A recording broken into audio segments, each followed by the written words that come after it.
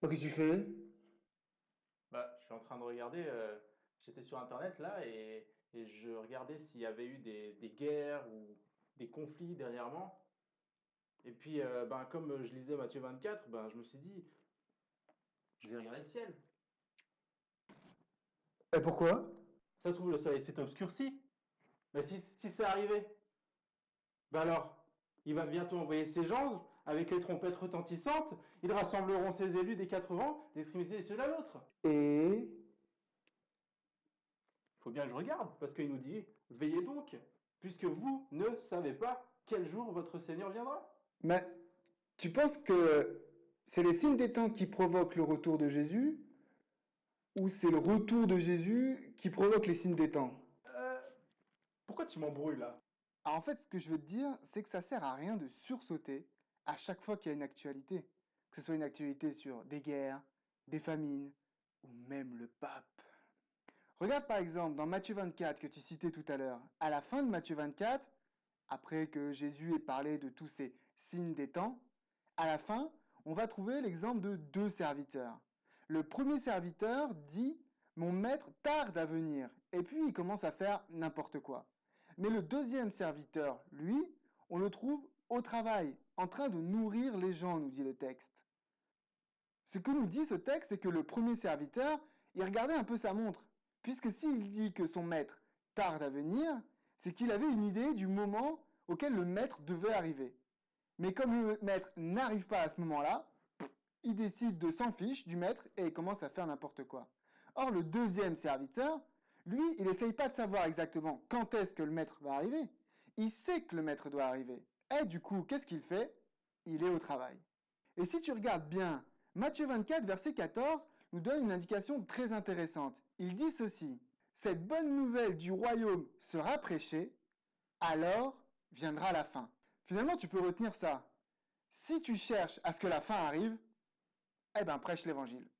Bah, ce que tu es en train de me dire, c'est que la prophétie, les signes de temps, tout ça là, ça sert à rien. Faut pas s'en occuper. Alors non, pas du tout. Pas du tout. Au contraire, les signes des temps et les prophéties de manière générale, c'est quelque chose de très important dans la Bible. Déjà, tout simplement, dès le chapitre 3 de Genèse, il y a un aspect prophétique. Et puis des prophètes, t'en trouves tout le long de la Bible, jusqu'à l'Apocalypse, le dernier livre qui est dans la Bible.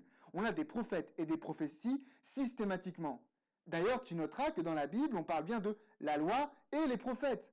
Donc les deux sont ensemble. On ne peut pas commencer à dire non, les prophéties, ça ne m'intéresse pas. Ce serait mettre à la poubelle la quasi-totalité de la Bible, car c'est une parole prophétique. Et d'ailleurs, j'aimerais rajouter qu'il y a quand même pas mal de personnes qui ont été converties parce qu'ils ont entendu des prophéties, parce que les prophéties ont tout d'un coup rendu réelles les choses et qu'elles ont annoncé des choses qui ont vraiment eu lieu. Jésus-Christ, par exemple.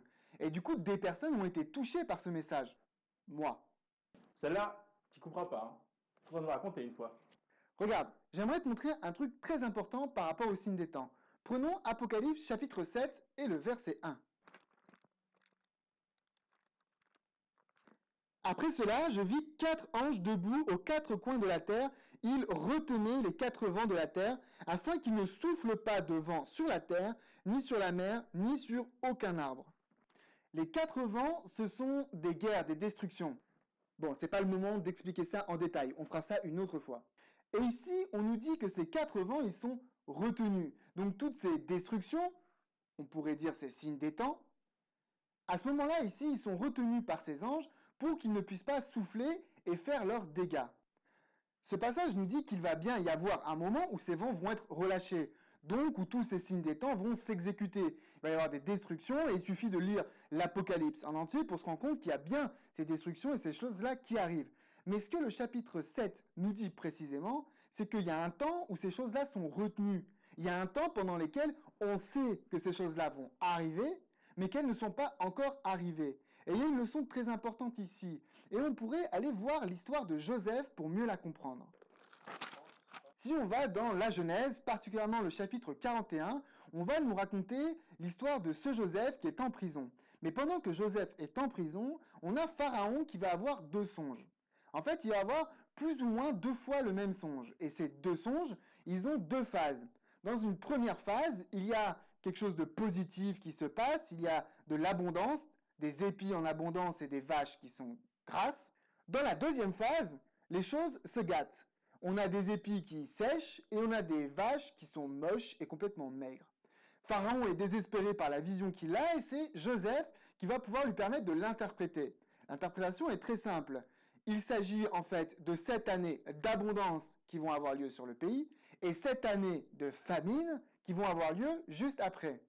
Donc ici, on a une prophétie qui est donnée à Pharaon et que Joseph vient expliquer. Il vient expliquer les signes des temps et la prophétie. Et l'histoire nous montrera ensuite que cette prophétie se réalise telle que Joseph l'avait expliquée.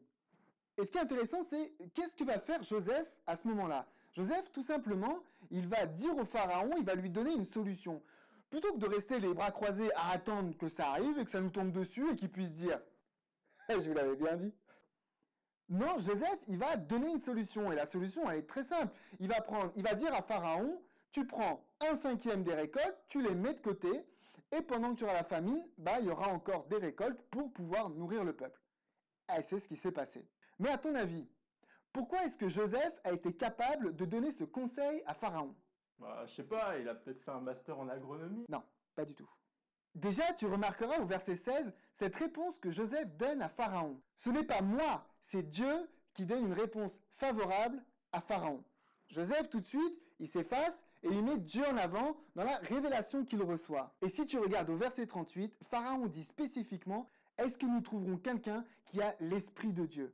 Ça sous-entend en fait que tout simplement, pour que Joseph ait pu dire ce qu'il a dit, c'est parce que c'est l'Esprit de Dieu qui le lui a révélé. Finalement, ce qu'on retient de cette histoire, c'est que la prophétie, elle est bonne, elle est hyper importante et très intéressante. Ici, elle a quand même permis à Joseph de sortir de sa situation. Et finalement, Joseph ne va pas juste simplement exposer la prophétie, mais par l'Esprit de Dieu, il va être capable de proposer une solution dans la prophétie. Finalement, ce que Joseph va proposer, ça ne va pas empêcher ni l'abondance ni la famine d'avoir lieu. Mais sachant que ces choses ont lieu, il a mis quelque chose en place pour pouvoir y répondre. Et si on retourne dans Apocalypse 7, on va retrouver les mêmes éléments. On a donc lu dans Apocalypse 7 et les premiers versets que les vents étaient retenus. Mais regarde bien ce qui se passe pendant que ces vents sont retenus. Les versets 2 et 3 nous disent « Et je vis un autre ange qui montait du côté du soleil levant et qui tenait le sceau du Dieu vivant. Il cria d'une voix forte aux 4 anges à qui il avait été donné de faire du mal à la terre et à la mer, et il dit, « Ne faites pas de mal à la terre ni à la mer, ni aux arbres, jusqu'à ce que nous ayons marqué du sceau le front des serviteurs de notre Dieu. » Et la Bible dit très clairement ce que signifie ce sceau de Dieu, ou en tout cas ce que ça signifie d'être scellé par Dieu.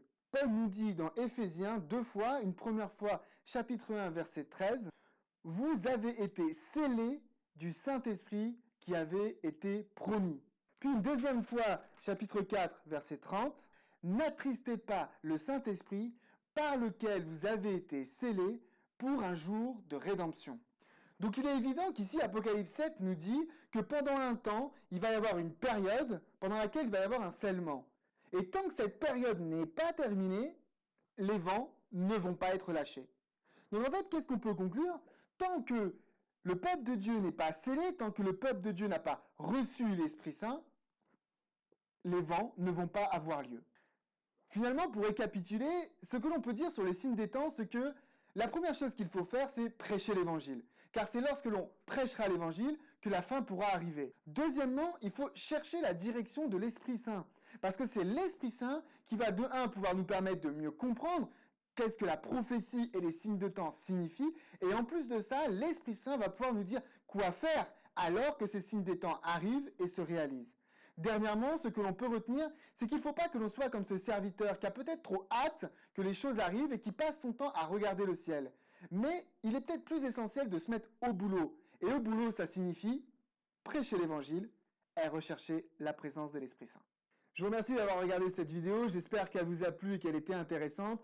N'hésitez pas surtout à liker si c'est le cas, à partager sur Facebook, à tous vos amis, tous vos contacts, et on va se retrouver très bientôt pour d'autres vidéos.